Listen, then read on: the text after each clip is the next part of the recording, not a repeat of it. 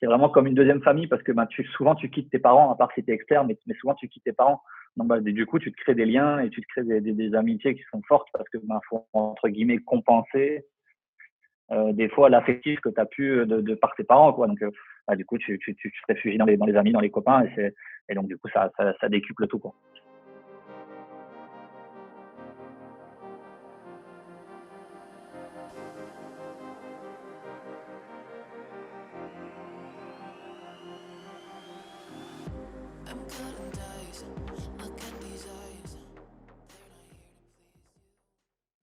Les sélections, je me souviens que j'y participais souvent, que j'avais la chance d'être souvent sélectionné. Et, euh, et à vrai dire, c'est des vrais bons souvenirs parce que tu disputes les tournois, tu as forcément un petit peu d'appréhension, un peu de pression, mais il y a quand même un max de plaisir sur ce truc-là. Et surtout, en fait, tu es amené à côtoyer des joueurs donc avec qui tu peux être au pôle, mais des joueurs contre qui tu joues en championnat, quand tu es en minime, etc. Donc du coup, tu as les sélections régionales où on se connaît tous et c'est vraiment beaucoup de bons moments. Et après, ça passe à un degré au-dessus sur les sélections nationales. Donc pareil, tu as à recroiser des joueurs contre qui tu joues en championnat de France. Donc forcément, le niveau augmente. Mais c'est des super expériences parce que tu te frottes justement à ce qui se fait de mieux en France. Tu te jauges et tu peux voir où tu en es.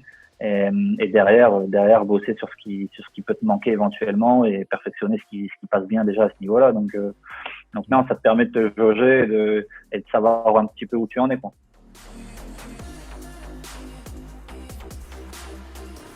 Ouais, alors physiquement, c'était très compliqué. J'étais très frêle, pas du tout formé. Je pense que j'avais un peu de talent dans les mains, mais physiquement, c'était très compliqué pour moi et c'était formateur. C'était formateur parce que du coup, tu es amené à trouver d'autres solutions que ton physique et du coup, tu cherches des solutions et t'en trouves et ça passe par la technique, les fondamentaux et on était bien servi. Bien sûr, il y a plein d'exemples, hein. Il y a plein d'exemples. De nos jours, tu vois beaucoup de basketteurs petits par la taille ou pas forcément des Golgoth bodybuildés. Enfin voilà, il y a de tout en profil, donc faut pas se fixer de barrière ou quoi que ce soit par rapport à son physique, parce que sinon j'aurais changé de sport directement parce que c'était vraiment compliqué pour moi. Donc non, franchement voilà, faut trouver des solutions. Quand t'as le physique, c'est très bien, il faut s'en servir et voilà, c'est une bonne chose. Mais quand tu l'as pas, tu peux le développer de une, parce qu'à 12-13 ans, tu es loin d'être fini. Au contraire, t'es même au début, donc ça va venir forcément, ça se développe. Et le pôle, ça sert à ça, ça sert à poser les fondations, à poser les bases techniques, bien sûr, forcément, mais physique aussi. Physique, parce que je me souviens qu'on avait commencé à être un petit peu sur des séances de muscu très légères, mais on avait commencé à intégrer ça tout doucement, donc ça te sert à poser les bases pour la suite.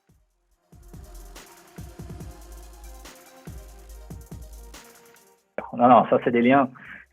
En plus à cet âge-là, tu sais, tout est décuplé, hein. Tout est décuplé, donc les amitiés que tu as à cet âge-là, euh, tu gardes et ça reste vraiment ancré, vraiment très profond parce que tu découvres la vie en fait. Enfin, vraiment, nous on était au pôle, on découvrait la vie et ensemble. Donc, tu le fais avec des gens avec qui tu te entends bien. Tu as une vraie chance. T'as une vraie chance. Tu joues au basket dans des conditions géniales. Tout le monde n'a pas cette chance-là. Il y a très peu d'élus, donc on se sentait chanceux, on le savait, on s'en rendait compte, on nous le rappelait aussi. Parce que je me souviens que voilà, des fois il pouvait y avoir des discours comme quoi des fois on répondait pas aux attentes et que il y avait du monde derrière à la porte, donc il fallait peut-être se bouger aussi. Donc voilà, ça fait partie du truc, ça te fait avancer. Mais en tout cas, les liens que tu crées avec ces mecs-là, moi, c'est des vraies amitiés. C'est pas des collègues de travail, hein. On est sur des vraies amitiés que tu gardes. Enfin voilà, là j'ai 30 ans et j'ai quoi? J'ai entre 10 et 12 personnes à qui je parle vraiment très régulièrement et dès qu'on se voit, ça clique tout de suite parce que tu as vécu des choses jeunes qui sont marquantes.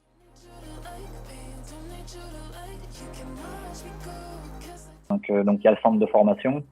Tu visites des centres de formation qui te sollicitent via une passerelle avec les pôles espoirs, etc. Donc ils rentrent en contact et donc ils peuvent être intéressés par toi.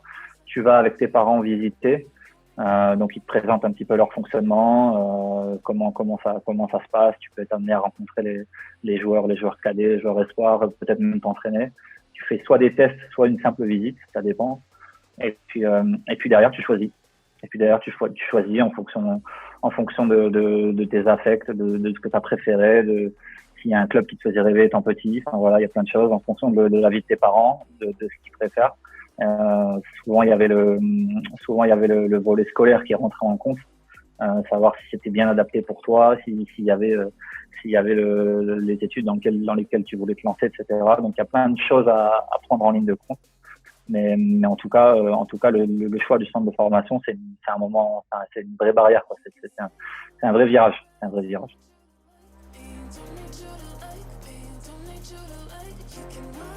Ce qui caractérise les nordistes, je sais pas si c'est encore d'actualité, mais je pense bien que ça doit l'être, parce que ça change pas comme ça. Mais les nordistes, c'est toujours des mecs qui en veulent, des morts de faim, des mecs ou des filles, mais des joueurs ou des joueuses qui en veulent et qui lâchent jamais rien, quoi qu'il arrive. Voilà, c'est connu pour être des battants. Je suis sûr que c'est encore le cas. Et c'est une qualité qui en évoluant reste. Et je pense que c'est plus de l'éducation qu'on a par rapport à toutes nos familles, à tous nos parents. Donc je pense que c'est un truc qui est ancré vraiment super profond. Et c'est une qualité, je peux vous dire, qui est vraiment appréciée dans le monde professionnel.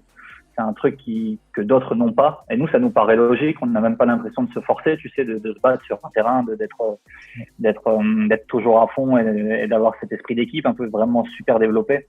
Je sais que dans d'autres régions ou même dans d'autres nationalités, parce que maintenant je côtoie d'autres nationalités dans le basket, c'est des choses qui sont beaucoup moins développées et les entraîneurs aiment ce genre de profil où voilà, tu penses à ton équipe et tu te bats sur un terrain et c'est des valeurs qui sont super importantes et qui peuvent t'amener à faire carrière quand tu es peut-être un peu moins talentueux même. Donc c'est vraiment des choses qui sont recherchées et qui sont importantes dans les équipes. Donc c'est surtout un truc à garder. Mais encore une fois, tu te forces pas. Donc tu l'as ou tu l'as pas. Et souvent les nordistes, enfin, les gens des Hauts-de-France, on est un peu là-dedans, quoi. C'est un peu notre créneau.